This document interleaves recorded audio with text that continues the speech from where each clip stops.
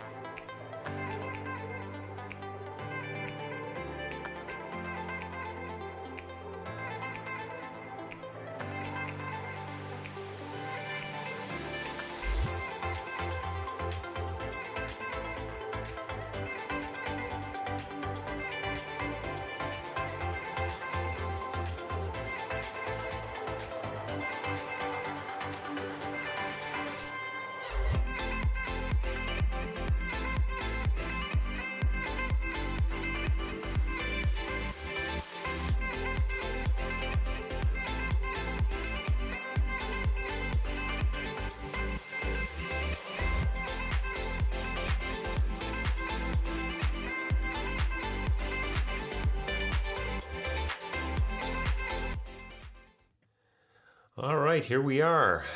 Hi, BJ. Good morning. How are you, Steve? I'm doing okay. I'm going to tell our listeners or listeners after the fact, however they go, that audio is going to be a little weird today. Our software is having a little servers in the background are a little squirrely, so we're going to sound like we're in a tin can a little bit, or some of it will. So I apologize for that, but we're going to have fun. So how's the week gone? Good week. Back in the gym after a week of spring break, and we have our spring season is upon us for UW Green Bay. We typically stay pretty close to home for budget reasons. So for us in Wisconsin, that means playing Wisconsin and Marquette. So we see Wisconsin on Tuesday. That'll be an interesting night. It's at a local high school that holds about 2,000 students. Wow. Or 2,000 spectators, and it was sold out within just a couple of hours when the tickets first came out. So this should be a pretty crazy night. I'm looking forward to seeing them. I remember playing a qualifier up your way, and the one school they sent us to had one of those Quonset hut type gyms. So it was kind of interesting to hit things off the roof there. So you never know what you're going to get. My guys are like, well, I need my full run up. I'm like, guys, you might be in a gym that doesn't give you that, so have something you can do. Yeah, that's awesome. Sure. That happens.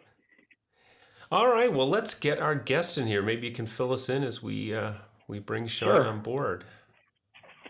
We've dusted Sean off and brought him back to life. He's been hiding a little bit on us, and filling the international theme that we've been on the last couple of weeks, from Ukraine to Morocco to now Canada.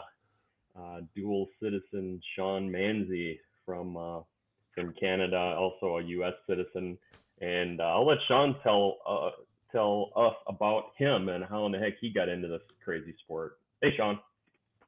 Hey guys, thanks for having me. I've been in this sport. This is now my 19th year, and it was started out in high school and kind of progressed through there. Of like, 5, 6 back before libero even was invented. So I didn't see much court time until we actually got to play in college. So then. I kept coaching in club here and there, and it just moved me all around. And I saw a lot of opportunities for being able to go and travel, and it turned into a wanderlust and seeing the country and the world. And coaching was actually easy, and volleyball is easy. So it helped me meet my wife and my family and moving me up to Canada. and it's just been a great experience. You have these amazing people that you've met. It's kind of funny, like when I was in Maine, living in Maine at a school, like John Kessel was there because his daughter, played for Bowdoin, and I'm happy to say that John's I'd say a good friend of mine that I enjoy communicating with him, and him and I were sitting there talking and kind of BSing for the longest time, and our head coach took forever to get on the bus because afterwards she was, talking to John, and everyone's like, "Coach, where were you?" She's like, "It's not every day you get to meet an Olympian," and I'm like, "It's just John. Like, we text all the time. It's no big deal." And it's strange because my wife says I'm this stupid name dropper because like I know all these people, and it's I don't know. There's relationships with people, and and like the funny thing is we went to the Raptors game the other week, and I texted DJ Rouche, Jeremy Rouche, and I'm like, "Hey, what should I go say hi to this DJ?" He's like, "No, like not now." Like, so it's funny. Like, started like, "Who are you texting?" I'm like, "Oh, the Lakers DJ," and she's like, "How do you know these people?" Like, it just, I don't know. You just do, and so the game itself is easy to me, but then you develop these relationships with your students and your athletes, and you see them flourish, and that's the fun part about it. And you get to travel, meet people, and I don't know, cool people buy beers, and it's just create stories, So, I remember a couple of years ago, you were at ABCA. It's probably been 3-4 years now. Discussing with Barnett and Roche on what was their podcast, and all of a sudden Karch just walks by and plops down, and I just remember you kind of going, "Oh, hey Karch, how's it going?" Yeah, it was funny. Yeah, it's like they're all people too, so it's not like, and what I enjoy about volleyball is that how most coaches are just modest and down to earth people, and it's like you get to that level, and you have to have a sense of modesty and respect, especially these guys who are traveling the world at matches, and they have to understand the different cultural colloquialisms that are inherent in every match they go to. So kind of a sub talking about that is I went to talk to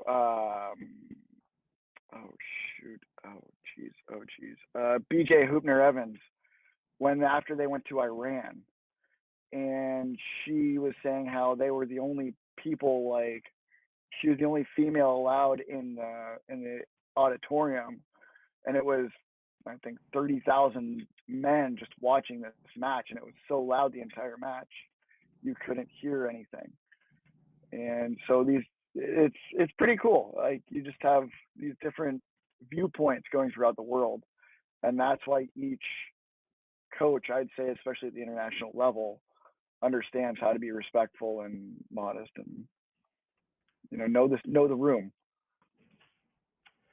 You were around that set of people some. Arguably you coached at what would be the highest level of volleyball in the United States on the men's D1-2 side.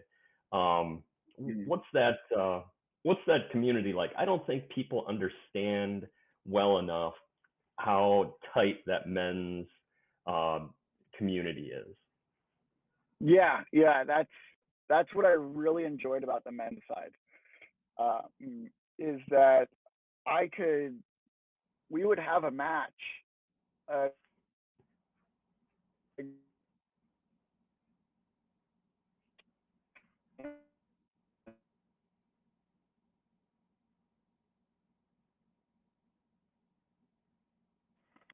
I'm sorry, did anything drop? Are we cool? I don't know what happened. Okay. Yep, you're good now. Okay. Canadian internet. Sorry. So like we would swap our game plans after the match and say, here's why we did what we did. And that was the fun part about it because, you know, especially if that was the first match of the season against each other, then the second half we knew what was going on and we could tinker against each other. Then when we played George Mason, you know, Jay Hossick came in and it was just a respectful situation where he knew they were going to beat us or we knew they were going to win, but like it was still just a matter of understanding that it was a good competition. And you look at Coach Spraw, UCLA just went down to Morehouse down in Georgia for the first men's volleyball match in Georgia. And John was nothing but loving and had adoration for the fact that this game is growing so well in that state. And so you've got a guy like John Spera, who's at the peak of the international level, coming to a school in Georgia just because he wants to see the game grow. And that's the cool part about the men's side. And I've been on the women's side where I've had coaches who didn't want to share video because they didn't want to give away their secrets. And like, there's no secrets in this sport. It's Kobe said it the best. He's like, we all know what we're doing. It's just a matter of how well you do it. And that's why I like the guys' side more, is because all the guys are just jump high, hit hard, do it. And the women have so many tactical, stupid nuances where it comes to, oh, I don't want to give away my rotations or my numbers and this and that. And that's what I see as the big difference. There's a big camaraderie in the men's side. That match that Spera was at, that's in the new conference that they just helped to get lifted off right at the HBCs. That's just an incredible venture. What else do you know about that? Nothing. Yeah. I know Ray Lewis is moving on already. Really? And good for him. Yeah, he's going, oh God, I'm going to say up in the Northeast, but yeah, he got a D1 job. So he's leaving Central State. Yeah, he's a great guy. And, you know, I was, as you were talking, Sean, I was thinking about this last couple of weeks. We played in our little region here, we played the top team. And you know, as a coach, you usually don't want to go in and kind of tell your guys, hey, look, this is going to be tough. And, you know, but they're the kind of team you go, look, you don't, you know, just go out there and play your hardest and learn as much as you can learn, because they're just going to be really good. And they were, and they could not have been more cordial. You know, our bus was late picking us up. Not late, but they beat us quickly, and they started our match early. So we had to wait for our bus. Well, they just hosted us. We had a great coaches discussion. Actually, the two of us got recruited for a club here, but I don't think we're going to do that just yet. But the guys were fantastic. And just very supportive. Just said, look, we love what you're doing. You got a bigger program than you had. Yeah, you're green, and you know it's not a big sport at our school. But there's that camaraderie on the boys' side carries over to the men's side. You know, I've had some great discussion with college coaches, and then the sharing that we get here across both sides. You know, and maybe we're too tough on the girls and women's side. It seems to be more competitive, and I can't tell you why. Maybe because it's been big club longer, and there's, you know, money on the line, and, you know, reputation on the line, and that kind of stuff too much. But the men's side so far, I hope it never changes, because I can ask. Spera came to our club gym and spent 20 minutes with me talking about what my college students were doing in a design course. We designed stuff for volleyball, and he was like, "Here, can you make a display?" And I'm like, my guys were like, yeah, we could do that. And I'm like, okay, cool, we'll do that. So, Yeah. that kind of stuff is really fun. That is fun. It's really interesting to watch because I took a lot of great things from John, and one of the best things I really got was respecting your opponent and how to really respect what your opponent has against you, and that you're like, even if you beat your opponent 25-0, you still have to worry about your 900 square feet and keep everything on your side and be modest, respectful. And, at no point should you ever say, oh, okay, like we're up 24-0, let's let off. You don't go out to, you don't go hunting and shoot an animal and let it bleed out. You got to kill it. And that's where I take a lot of points of respecting your opponent, is the opponent understands that you're going easy on them. And I would hate that. I absolutely would hate that if that happened to me, where this guy across the net is like, yeah, we're beating you, so now I'm just going to kind of give you a roll shot or give you something easy to dig. And like, I want to earn it. I want to earn my loss or my beating, and I want to go up to my opponent and say, yeah, I'm gonna beat you. Like, I'm gonna beat your team. And it turns out I coach 18U, and I've got a girl who used that as her entrance essay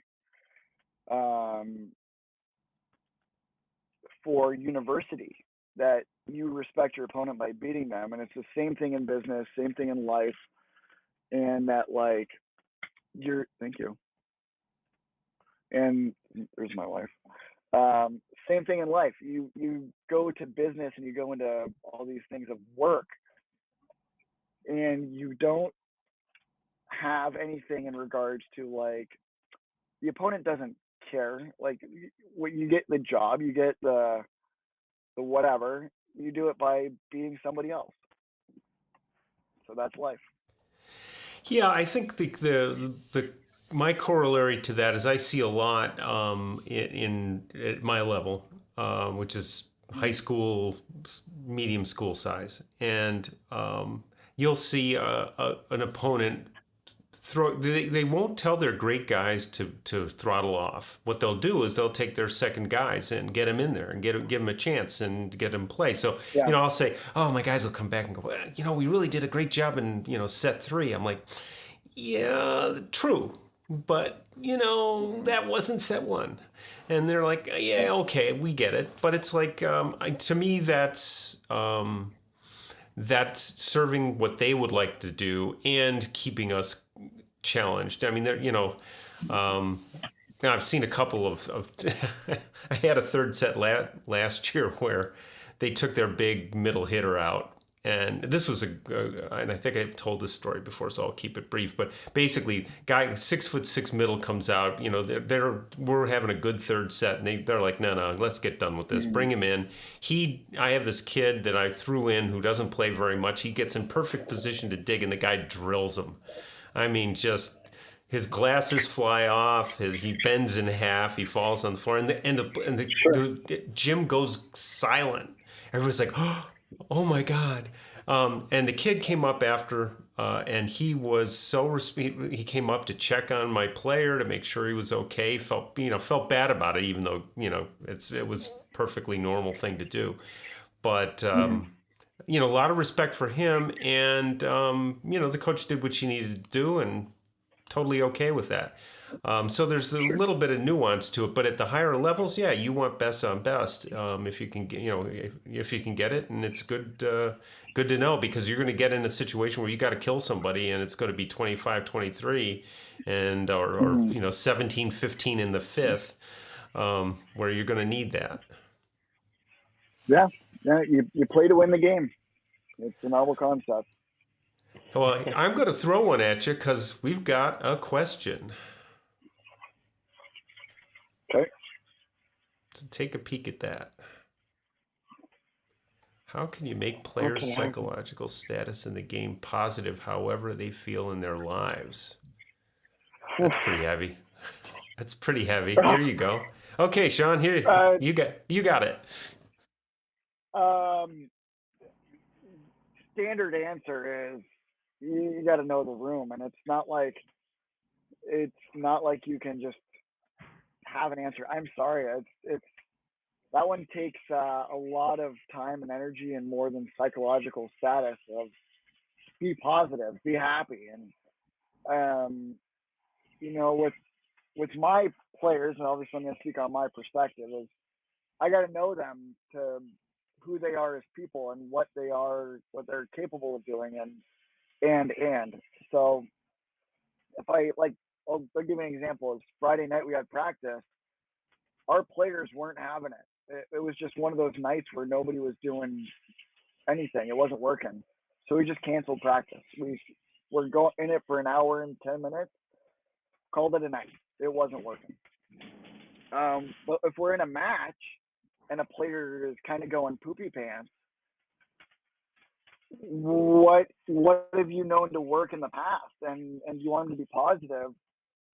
It's a matter of distraction, maybe distracting them from their ideas or their lives or what's going on, and having a different focus, shifting what could be done differently in that match with that player. It could be sitting them and explaining to them what's going on, why they're out, or if you give them a different shift in regards to what to attack or what to dig or different action. So that could be something helpful. I don't know, maybe just kind of bait and switch. Here, look at this, and then I'll do this over here. One of these things. So that's my real answer. Um, how are you going to trick them? How are you going to give them the bait and switch? And how are you going to figure it out? Yeah, sometimes I'll just come in and give them, I don't care what play it is or what focus it is, hey, whatever we do, let's get a 4 ball to hit, Yeah. and sometimes it's, in the moment. I think the other thing we've seen coming off of COVID, especially on our girls' side at the high school, but even on the boys' side, is we've needed to be much more forgiving, or understanding of, hey, they may come into the gym totally stressed, and this may be the best part of their day. So try to make it as positive as you can. I Mm-hmm. think BJ, I forget who we talked about the idea of just telling them, hey, check in with me if you're having a bad day. Let me know. So I know if you're having a bad day, maybe it's you're just not going to pass as well that day, and that's okay. We don't want to beat you up about that, and letting Mm. players know that's okay. Now, I'm seeing the other end of that. I have a lot of players who are like, I can't be there for this and this and this and this. My assistant coach got on one guy because he couldn't be there for a haircut. That was that was kind of the end. Maybe that's a little too much, but those kinds of things, that kind of understanding can be useful at times if it doesn't get abused. Yeah. Yeah. Yeah. It's definitely an understanding that has to happen. And your ebb and flow, give and take. What are you gonna give? What's acceptable to you? Um, like I've got 18U girls, so a lot of girls are freaking out over midterms or entrance exams and university and boyfriends and work and et cetera, et cetera. So if the girl comes to me and says, I can't because of X, Y, or Z, it's cool. Well, you got to be flexible and adaptable and learn how to deal with it. And, it's been such a big challenge with coaching club because, it's not like university where that the girls are going to be there. They're they're going to be there at that at time, and practice is blocked off between classes. So it's how am I as a coach going to be flexible with my practice plan? And it's like I don't really make a practice plan until I show up. So then it's who do we have? Who's doing well? Like I had one girl on Friday night. This is again why things didn't go well. Is I had one girl get her COVID booster a couple days prior, and so shows up and she's like, "Yeah, I'm not feeling it." Totally changes everything. Then another girl's like, "I got to leave early because I've got a function." okay, so now I went from 9 players down to 7, and then one other girl wasn't there, so 6, et cetera, et cetera. So how are you going to be flexible and adaptable? And it's like I worked at a summer camp in upstate New York, right in whatever, and so they're big. It rained a lot, and I was the baseball coach instructor, and they're like their big thing is called F&A. You know, it's like it's flexible and adaptable. You have to change. The weather comes in. This was on Lake George. So the weather comes in, it takes 20 minutes. Now it's raining. How are you going to create a game inside for 15 rowdy teenage boys? You just got to be figure it out. And that's what coaching is. You just figure it out, and how you be really changing and adaptive to your situation. Yeah, for the longest time, I felt guilty about not walking into the gym with a plan because it's just not how my brain works. And we walk in, and exactly your point. How many do we have today? Can we play 6-on-6? Can we, if we can't play, and should we play 6-on-6? Should we work on rotations today, or should they just play kings or speedball, or and get the randomness of the game going? And that's kind of what happened this week. I came back into the gym and I said, you know what? When I started, I was at a very structured, I was learning, and I was at a club that just everything was scripted, very repetitive, very blocked, all that stuff. And, I was like, you know what? I'm going back to a little bit of block training for a couple of things here, and, we're not going to do a ton of time, but the setters are going to spend a bunch of time, and then I got brand new middles. They don't know, they're at the standing in the middle of the court, letting the setter run into them phase. And, they're good athletes, but haven't played before. So we're going to work on transitions and middle hitting and get them a little more excited. But it's going to be very blocked and controlled. And then we're going to go and play random for the rest of it. But, if I had a different group of guys show me, my 2 setters don't show up. Well, we're not going to do anything with setting today, or not very much, or we're going to do out of system with the guys, setting an out of system ball, all that stuff. So it can work. Yeah, and I've actually found that it takes more for the input from the players that now they have an onus into it. So when I was down in the States, I'm very random and chaos and entropy of the game. Understand it, and we're going to have some structure in regards to that part. So I was talking to another men's coach, and this is kind of compounding on how men's side is a little bit more inclusionary. I was talking to him, explaining to him what was going on with my school and all the inherent practices that we're doing. He's like, well, what are you doing? And I'm like, well, here are the games that we do. He's like, it sounds like all you do is random training, which is good, but your players aren't used to that. They've come from programs where it's been block, block, block, block, and now you're different than what they know. So change it up. Listen to them. All you gotta do is just listen. So we had meetings, and I said, okay, what do you guys want to do? And they said, well, we want more drills. And that went against everything that I believe, but we did it, and now it's their direction, their directive, and their decision to make it, to do that. And so I fast forward to now this season. First half of the season, we did games and speedball and 4x, whatever. And the girls kind of started to wane, especially since our tournaments have such a big gap in between them. So then, we had our meetings, and all the girls said, we want more drills. More drills, because we're used to that. I'm like, okay, fine. So then we, just like you said, Steve, is first, let's say half hour, 45 minutes, do drills. But there's still a component of entropy to it. There's still this component of it. The ball has to cross the net. The ball has to be entered some way like a throw that could simulate this or whatever. But it was still something where we control it, but it was still relatively entropic. And then we would tailor the gameplay for the last hour and 15, hour and a half to what we learned. And it seems like an easy formula, but it just like, it's the fact that the girls see that I as a coach am changing to acquiesce to them and adapt to them. And they like that even more because now their voice is heard. And that's important to me because it's not like, I'm going to be honest, we suck. We are a terrible team. We're at the bottom of Ontario volleyball. And it's not something that I can just change in regards to, hey, we're going to go be top tier national champions this year.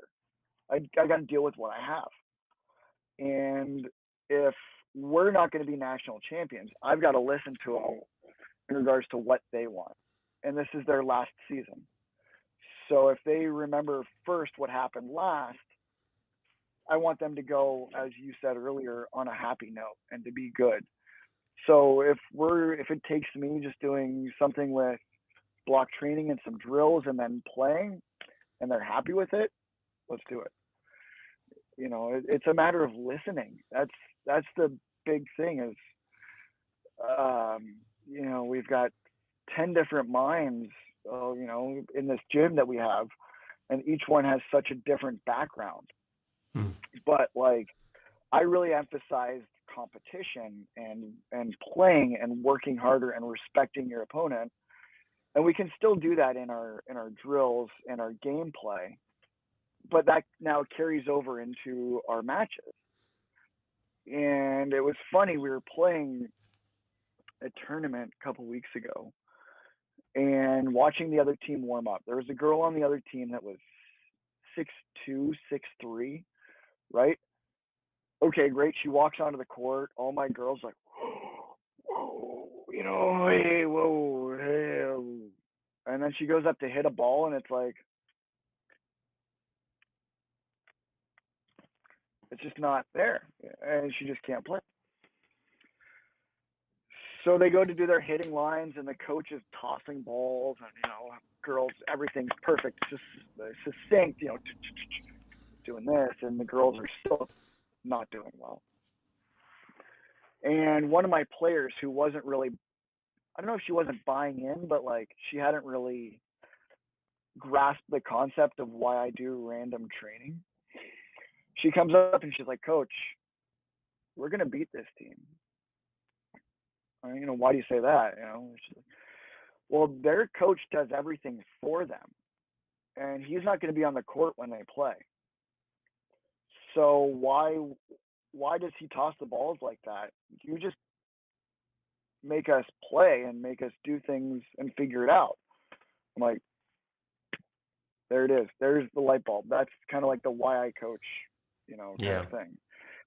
And it's the fact that she's understanding the fact that we're not structured in this game. Granted, you know, there's the same amount of plays and whatever, but it's so much different when she sees something different than what we're actually doing.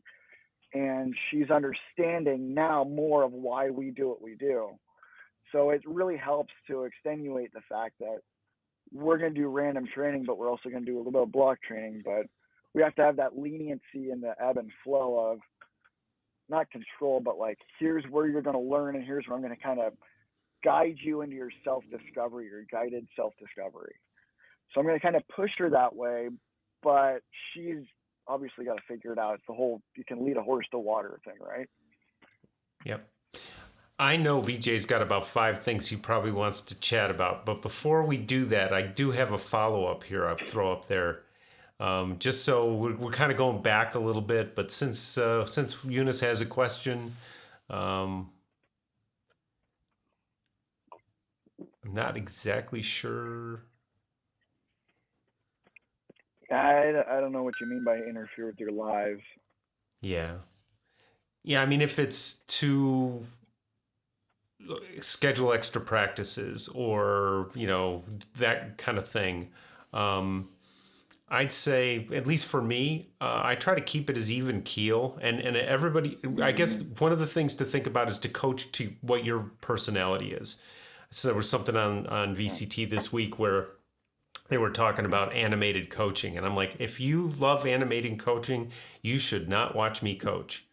I'll get revved up every now and then, but I'm usually sitting there keeping some stats, making some notes. My assistant coach likes to get up, which of course at high school he's not allowed to do, but we kind of finesse that a little bit if we can, because one coach up, you should be okay, but it's not, at least here in the States. So.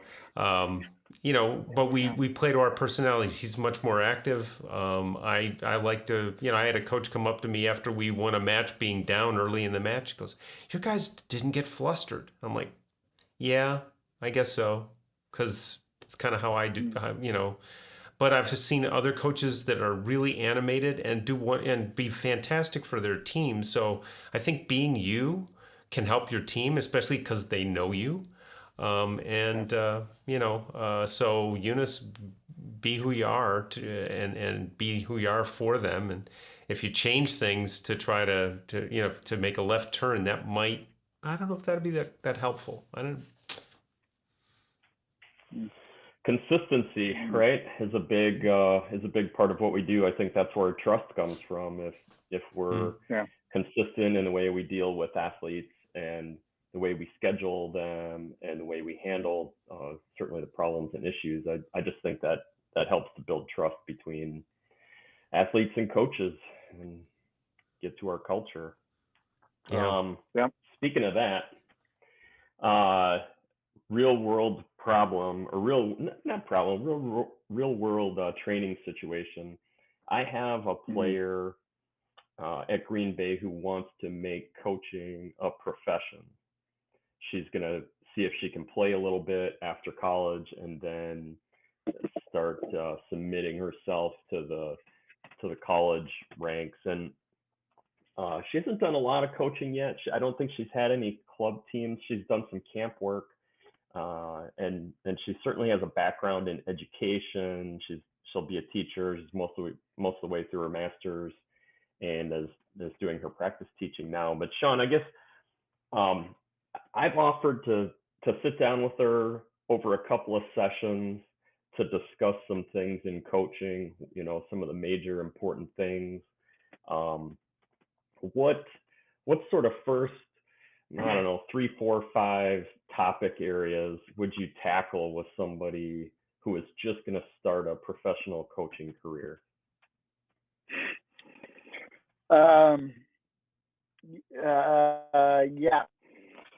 It's I'd say number one is going to be, you got to put in your dues, and it's going to suck.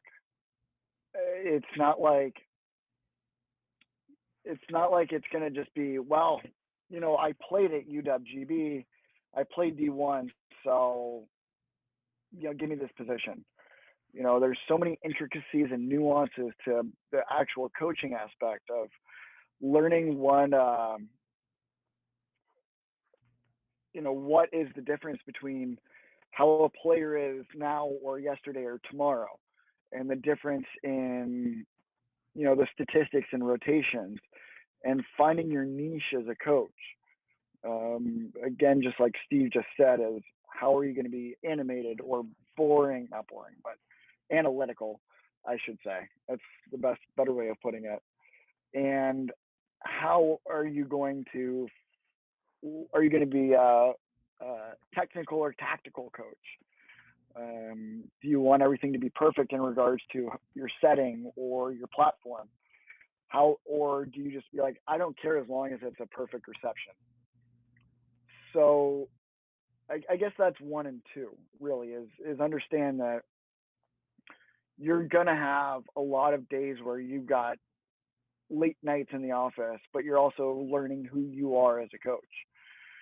And when you get into the numbers and the finite aspect, then you get into number 3 of learning about caring about your players. And that's the thing is like, you know, I had a player who walked in on his girlfriend committing suicide. And it's like, okay, great, cool. So what are we gonna play tomorrow? That's not the response. It's you got to learn how that we're people first, and then understanding the people prior to the actual game. And so I think Dan actually put it really well just now in the chat of the administrative side is completely different than how we're not ready for. And that's exactly what I've been through multiple times of the fact that, you know, you don't fit into a norm or whatever, but it's such crap in regards to, well, you know, my buddy's coming in, I as the athletic director, my buddy's coming in, you're out. And you can find that game and it sucks. And that's again where probably I think why I was living in Brett Widman's garage for a day was it's like, well, see you later, you know, welcome to the game. And it really does hurt because it bruises your ego and it bruises your fact that I really think that I'm going to change the world. I'm going to go in and be the best volleyball coach there is. And you don't know what's happening behind you. You really don't. I've seen a lot of coaches get canned over smaller things, and then other coaches get promoted because of who they know. And that's the actual cruddy game of the administrative side. And then maybe number 5 is learn to enjoy what you have going on around you. You know, like I said earlier, is, you know, I traveled almost the world because of this game of don't let the balloon hit the floor. And a lot of times it's been like I've been to 3 provinces, 36 states, I think 3 other countries in Europe, just because of volleyball. Enjoy this, and then but you got to know that it sucks at points, and you've got to be really damn good at creating and establishing who you are and knowing who you are as a person, as a coach, before really getting into it. And one thing I really enjoy doing, and I took this from Dan actually, is doing my coaching philosophy every year, and it changes every year. And that really affirms who you are and what you believe as a coach. And it's going to change, and it's going to be adaptive, regarding on which level you're at. And I go from coaching Division 1, Division 2 men's to now 17U girls that are the worst in Ontario. I can't treat them the same, but I have to learn how to be different. So I think that would be number 5, is learn how to be different, learn how to be adaptive and changing to your surroundings. You know, you look at John Speraw and going down to Morehouse, that's a different game and attitude and set of resources than what they have in Morehouse, right? And it's again of learning to deal with what you have where you are. So again, being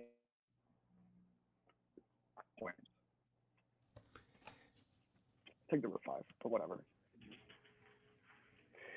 That's good stuff. It's a good list.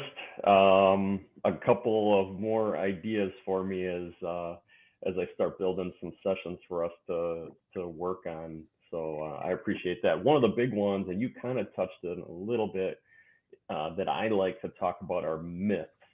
You know, the myths of the game.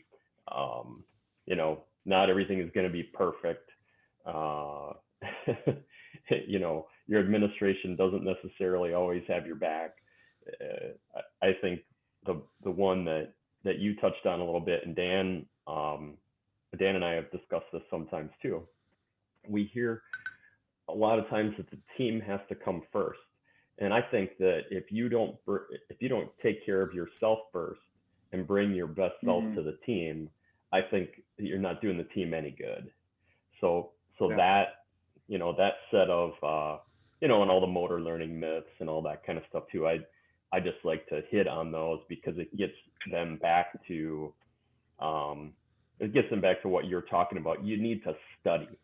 You need to pay Hmm. attention. You need to learn, put in your dues, and if you really want to make it a career, you've got to keep learning and changing and adapting to what we know and what we're learning in the sport and in the science of sport and the Yeah. philosophy of it. I think one of the more dangerous phrases that I've heard, and I've been victimized by it, not in a bad way, just in a learning way, has been the science tells us. I'm like, science never tells you. The science tells you what we know now.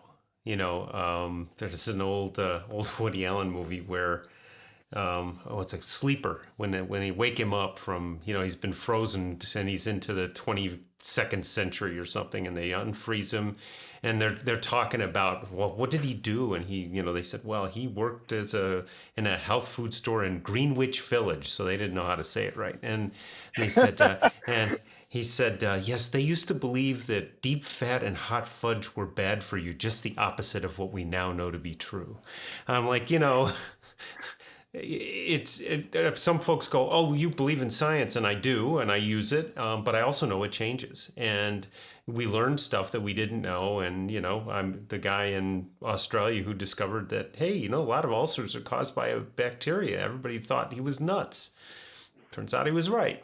You got to be open to, even when you think you've got the scientific principle right, you need to be open to, okay, maybe there's something else. And I'm going to throw this in just because last week we talked about, so Eric Hodgson, who you probably know, Sean, if you know folks from the cadre. He's in. We had somebody in from Morocco, and I said, hey, we should get together for coffee. He goes, I'm sorry, I'm in Morocco till April. So we all get around, or yeah, of course, yeah. He's always somewhere. He's never here. But No, never. so. Yeah, No, he's. it's no. Go ahead, BJ. I was just gonna punch I was in. gonna say Eric's doing the grand tour of Morocco again. A couple of weeks doing working with PE teachers on a daily basis over there in a variety of places to help with how to teach the game and just again getting past some of the myths, getting them to train Great. and build the game in Morocco. That's cool. That's really cool. That would be a great place to visit. And yeah, and one thing I really, really do appreciate about um, the coaching and volleyball and all this stuff is just that you get to you get to be in a cool environment and great environment. I remember one of my favorite stories is I was at convention whenever. They all blend together because they're all mostly fueled by adult drinks. And I go to step off the elevator onto the main floor, and a big D1 coach says, Sean, turn around, get back on the elevator. So then we go to his penthouse suite, and there's just like big name D1 coaches, just like I felt like a little kid, and of course everyone's just like, hey, good to meet you. Like wide open and cool to encounter, and and then in comes a trolley of Grey Goose and Bud Light, and it just went sour south from there. So that's what I like about it. It's just everyone's open and willing to buy a beer. Mm-hmm. That does come up at convention for sure. That's a little bit of it. Yeah, And I mean, kind of compounding on convention and going back to what you said earlier, BJ, about Karch, sitting down and at the podcast at the Net Live, is I remember Karch saying something like it was about the Olympics, and it was like they do the in shot of the huddle or the timeout, and Karch is looking at these players. It's a timeout. He isn't giving them instructions in regards to here's the rotation we're in, here's what plays we're going to run. He literally just asked them, okay, what are you going to do better out of this timeout? What are you going to do different out of this timeout? And all girls on the court, he asked them what they're going to do. And they all had an answer of what they're going to do differently or better in the next set of plays. So that was the cool part of learning how to put the onus back on the player instead of immediately directing them and say, here's what we need to do. So that's what I really like in regards to the adaptability and change, is there's times when you have to say, this is the play that we're running. We know that it's going to be effective. Let's do it. Let's run an X or whatever. But then you also have to understand the flow of, okay, maybe they don't need to be told what to do. Maybe they need to take the onus and realize that they're the ones who should be doing better. They're the ones who should be taking that understanding of responsibility for their actions on the court. If I tell them, okay, run this play, and they don't, then then I look like an idiot. So making them realize that it's their actions, not just mine. Right. Yeah, that's a big step in coaching. Probably one of the first, I think, good lessons that newer coaches have to get over is that you have to ask a lot of questions. It's a lot better if you can get somebody to realize what's going on rather than just dictating to them what's going on. It actually, while it seems like it slows you down, it actually speeds up the learning curve quite a bit.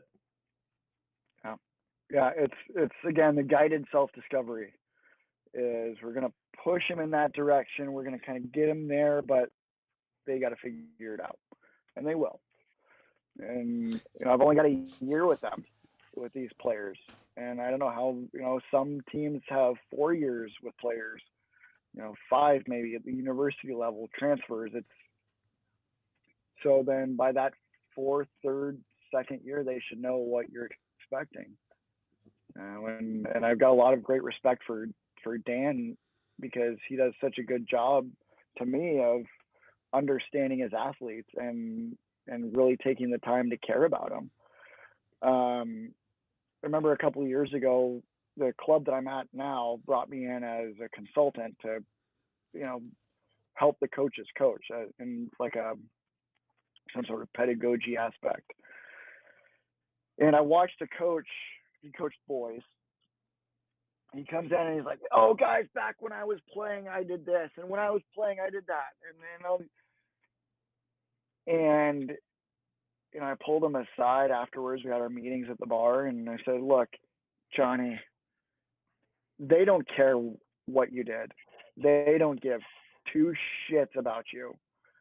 Because you could see he'd be having these tangents in regards to in the middle of a play or in the middle of practice, and they'd be standing there picking their butts. Okay, whatever, coach. I'm like, they don't care. They don't care about when you played 15 years ago. That was then. This is now. And so it's the statement of, they don't care how much you know unless they know how much you care. And all he cared about was telling them what he did, which didn't make sense. So then he changed around his whole aspect and his outlook and his whole mantra, and it helped. And then that, at the same time, we incorporated a coaching philosophy with him. So he's changing around his thought process in regards to what he wants to establish. And then now he's got to write it down. So he's got to really journal what he's doing and what he wants to change and what he wants his outcome to be. So that definitely helped in regards to just calling him out and saying, look, here's an outside perspective, seeing that nobody cares what you did. Nobody cares. I don't give a shit. He doesn't give a shit. Nobody else does. So you get into the working world and outside of volleyball, and it's like, you guys don't go home thinking about your coworkers and like, man, I wonder what my coworker's up to tonight. I wonder if they're gonna watch Lost tonight. You don't give a shit. Like, that's the aspect, is that you get into the working world and all these things. It's like, you're not an individual snowflake. Nobody cares. You got to understand that, especially with coaching, you got to make somebody feel really special in this moment, but then understand that it's still kind of a business aspect of, I'm going to make you feel special for now, but we also have a job to do when we get on the court.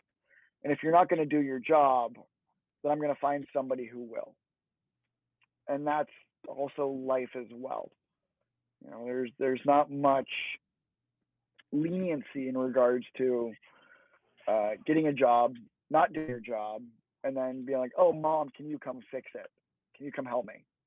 That doesn't happen that well. Well, Steve, we're up against our hour. Story. I don't know if you have any closing thoughts, Steve, you want to hit us with, or run us out? We don't want to go too much longer. Yeah, no. I think a couple things. So anytime we have these conversations, I was thinking back to things that happened in my gym this week and that I need to think about, and some interactions I had. And Sean's got me kind of thinking about, okay, how would I handle that differently? The dynamic of letting the players take accountability, take responsibility, design, and then on the other side, I've had a couple in the last few weeks who are, at the point my assistant coach goes, they think they know how to play this game. They think they know how to coach this game. I'm like, yes, at some point the line between coach and player kind of has to be, revisited. And so I had one of those this week, and it was a good discussion. I had a player who just didn't like, I introduced the red defense because we got beat by a team that was just hitting every spot the red covers. I said, if we'd had that defense, we might have been able to jump into this and do a little better job digging what they were, their attacks. And they're like, oh, I don't, my libero came to me and said, I don't really like this. And I'm like, I said, you've been doing it for 20 minutes. Give it a rest. And by the way, I'm the coach, and you're the player. You should play. I should kind of. And the two of us had some really good conversations. One, totally impressed with how he handled it. Because it was confrontational for both of us. I apologized to him because I had a snap reaction. I'm like, hey, that's not called for. Sure. And I apologized. But he came back a couple of days and said, Coach, I didn't give it a chance. I think it could be really good and useful, and we'll give it a try. So both of us grew this week. And I think that interplay is really helpful. And that's kind of what you've illustrated here. And the other thing is, I'm glad to see we're getting some commentary and some folks following us and interested in hearing what we have to say. But Sean, BJ said, hey, it's going to be fun. He was absolutely right. It's been really fun. Yeah, I gotta tell this one story because it kind of compounds, our ego and our id, right? Our so my what was her title? My professor, advisor in university, went to school for journalism, one of my degrees, and so she was a writer before, and she wrote an article. We're going to correlate this to coaching. She wrote this article. It was fantastic. It was perfect. It was beautiful. This newspaper article about a flute recital. She gives it to her editor to go over. he's like, it looks good, but you got to fix it, And she's like, oh, fuck. Like, she's just going back and forth, like what needs to be changed, what needs to happen, And she amends some things, turns it back in. The editor looks at it again, and he's like, it needs to be changed. And now he's starting to laugh, like really laugh at her. And of course, she's taking it personal, like, what the heck did I do? Like, this is a great article. Like, I can't, whatever. Turns it in again. The guy's now rolling on the floor laughing, right? And then finally she snaps. She's like, what is going on? I cannot figure this out. She forgot the letter I in recital. So it was about a flute rectal. Nice. So again, that's where we as coaches have to figure out how to fine tooth comb everything and understand that shit happens. So it's like you get all this flustered and frustrated in this one situation, and then it's one thing I've overlooked, and it's funny to everybody. Yeah, that's great. Well, look, great to have you. BJ, thanks for setting this up. And I may even connect with it in the background. I may connect with Dan when he's in Phoenix. We'll see if we can work that out since he's going to be out our way. Sure. But Dan likes to go to hot dog shops. If you want to take him to somewhere fancy, he enjoys hot dogs. Should have been when I was in Chicago. Jeez, wrong city. It happens. No, I'm sure there's something you'll figure out. Dan's a good dude. Absolutely.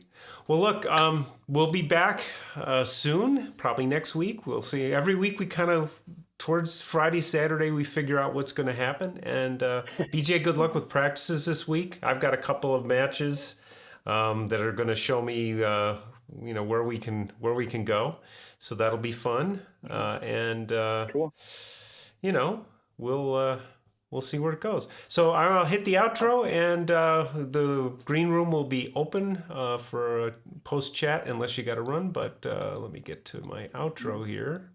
If I can find it. Well, thanks a lot, guys, for having me. It's appreciated. Yeah, thank you, Sean. That's awesome.